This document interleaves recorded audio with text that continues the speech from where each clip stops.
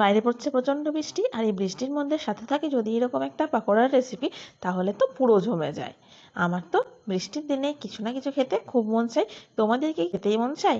তাহলে অবশ্যই কমেন্ট সেকশনে জানিও। এই ব্রেড পাকোড়াগুলো বানানোর জন্য আমি কিছু কিছু ছোট ছোট সাইজের আলুকে ভালোভাবে সেদ্ধ করে নিয়েছি। তারপর আলুটাকে ঠান্ডা করে জলের মধ্যে ধুয়ে এটা ছাড়িয়ে ভালো করে ম্যাশ করে রেখে দিয়েছি। তারপর এটা কড়াই বসিয়ে দেওয়ার পরে অল্প একটু সর্ষের তেল দিয়েছি, আর তেলের মধ্যে দিয়ে দিয়েছি, তারপর একটা মতো পেঁয়াজ কুচি করে দিয়েছি, সাথে দিচ্ছি একটু কাঁচা লঙ্কা কুচি। আমি এখানে কাঁচা লঙ্কা কুচি ব্যবহার করেছি, আপনারা কিন্তু লাল লঙ্কা গুঁড়োও ব্যবহার করতে পারেন।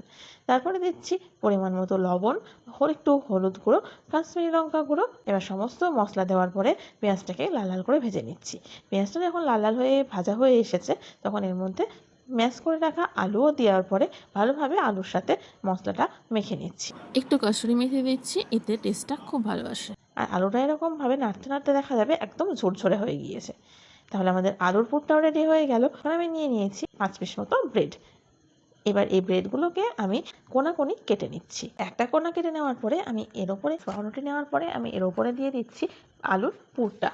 তারপর এর ওপরে আরেকটা পুর দেওয়ার পরে ব্রেডের আর অংশ দেওয়ার পরে ব্রেডের বাদবাকি অংশটা, মানে একটা অংশ আমি যেহেতু পুর দিয়েছিলাম, আর একটা অংশ আমি চাপা দিয়ে এটাকে ভালোভাবে চেপে চেপে দেবো, যাতে আলুর পুরটা কোনোভাবেই বেরিয়ে না যায়।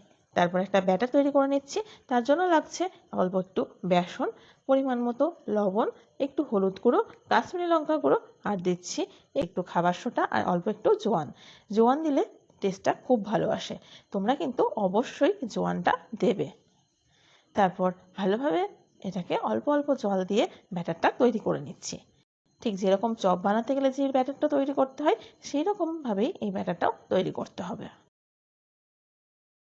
তারপরে রেডি করে রাখা পাউরুটিটা ব্যাটারের মধ্যে ডুবিয়ে নেওয়ার পরে আমি ওপর আর নিচটাও ভালোভাবে ডুবিয়ে নিয়েছি। তারপরে তেলের মধ্যে ছেড়ে এটাকে উল্টে পাল্টে ভেজে নিতে হবে। এবার সব পকোড়াগুলোই আমি তেলের মধ্যে উল্টে পাল্টে এভাবে ভেজে নেব। আর পকোড়াগুলো ভাজা হয়ে গিয়েছে, একটা পকোড়া তুলে নিয়ে আমি এখন একটা চাকুর সাহায্যে কেটে দেখাচ্ছি। দেখুন কতটা ক্রিস্পি হয়েছে এবং ভেতর থেকেও কতটা সুন্দর হয়েছে দেখতে। দেখতে তো সুন্দর হয়েছে, খেতেও কিন্তু দারুণ হয়েছিল। তাহলে এরকমভাবে তোমরাও একবার বানিয়ে নাও, আর বানানোর পর খেয়ে জানিও কিন্তু কেমন হয়েছিল। রেসিপিটি চুপি চুপি দেখে পালিয়ে গেলে হবে? পেজটাকে একটু ফলোও তো করতে হবে নাকি?